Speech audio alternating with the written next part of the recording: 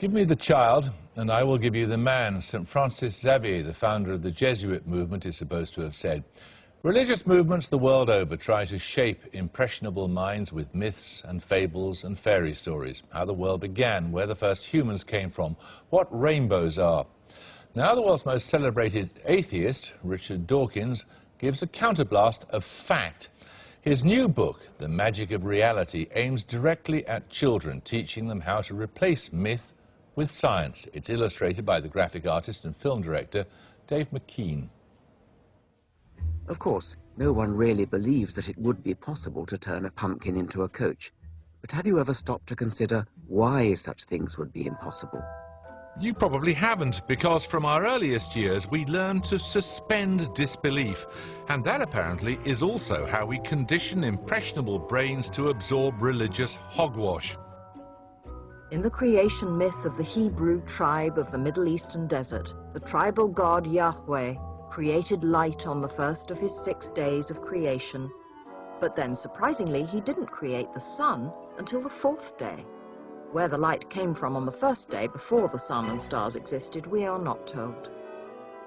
Knocking down the scientific accuracy of millennia-old stories isn't very hard.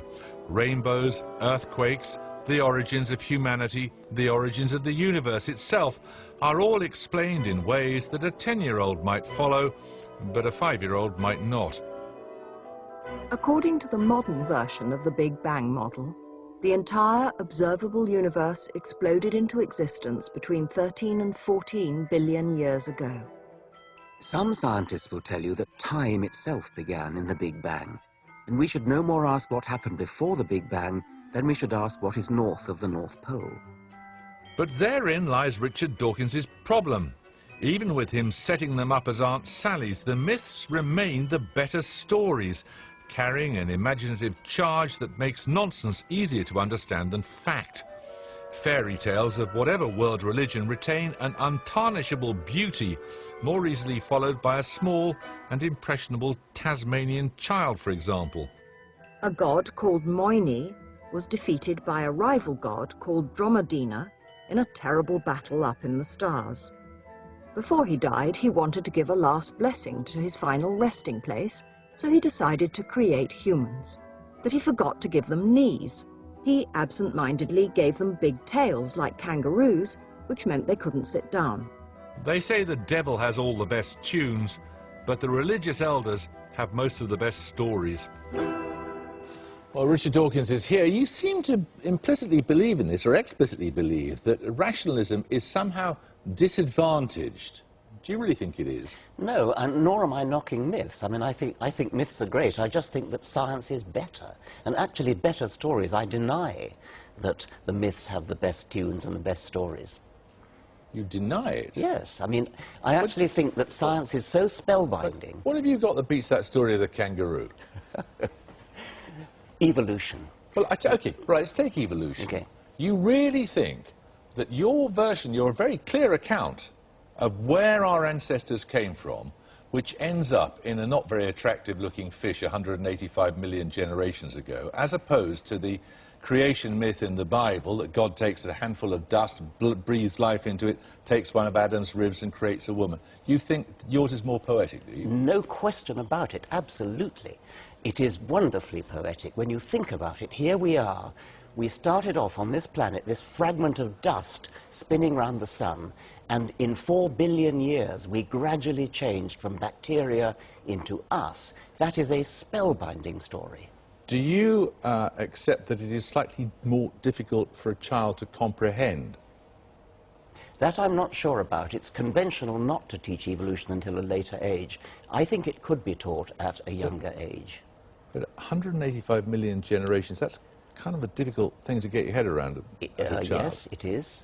And you'd have to employ careful strategies to do that. But I think it can be done. Now, nobody believes that Lot's wife, for example, was really turned to a pillar of salt, and you soon grow out of belief in Father Christmas or the Tooth Fairy. Are you saying that these things should never be taught? No, I'm not actually. I think that there's great value in training the imagination to be imaginative. And so Children love to make believe, for example. I did myself, I'm sure you did. And it's a wonderful part of growing up to play games of make believe. And part of it is comfort, isn't it? I mean, if you are told, I don't want to get too much into religion, but if you're told that you are a unique creation made in God's image, loved by God and the rest of it, as opposed to the scientific conclusion which you must come to, that you are a pretty insubstantial speck in the cosmos, one is comforting, one is slightly alarming, isn't it? One is false and one is true. And it is rather important, whether it's alarming or not, I think, to get what's true. You can make up any number of stories that are comforting, but the truth has some value as well. But you accept the force, the imaginative force of comfort. I wouldn't stress comfort. I mean, I accept the imaginative force of certain myths, and I throw in the Judeo-Christian myth along with the myths of the Tasmanians and so on. But I genuinely think that science is more exciting and more poetic. They perform a social function too, particularly the religious myths, in that they tend to make us as societies hang together. You don't believe that, do you? Well, it's certainly the basis of our culture and our legal system.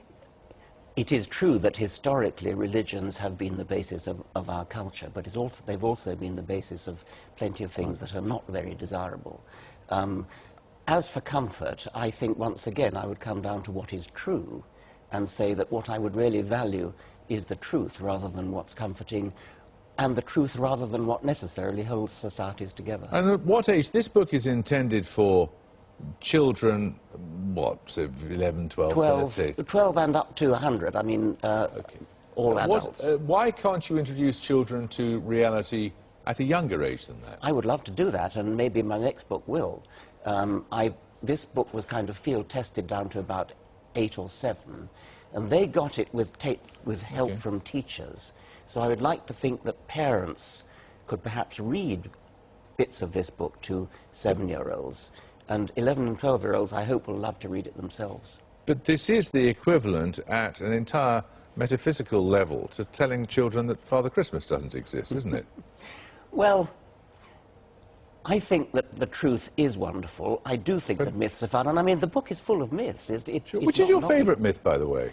I like the one about Dromedina and the one that you heard Lala actually reading. I think that's a lovely one. It's very amusing. Some of the Aztec ones are very funny as well. You can't pronounce the names. Do you find any of them affecting, personally affecting? You think, gosh, what a wonderful story. Actually, Genesis is, as a story, as a myth, yes. And I mean, as long as you don't think it's true, the trouble is that 40% of the American people think it's literally true. And they probably think Lot's wife was turned into a pillar of salt as well, for that matter. Do you really care that there are a lot of stupid people around? I do, actually, yes. I really do. I mean, I care that children are being misled by those stupid people. I Why? care that children... Because I think that children deserve to know what's true and what's wonderful about the world into which they've been born. It really is true and it really is wonderful. And it's such a crying shame if children are denied that by ignorant and stupid adults as you've described them. Richard Dawkins, thank you. Thank you.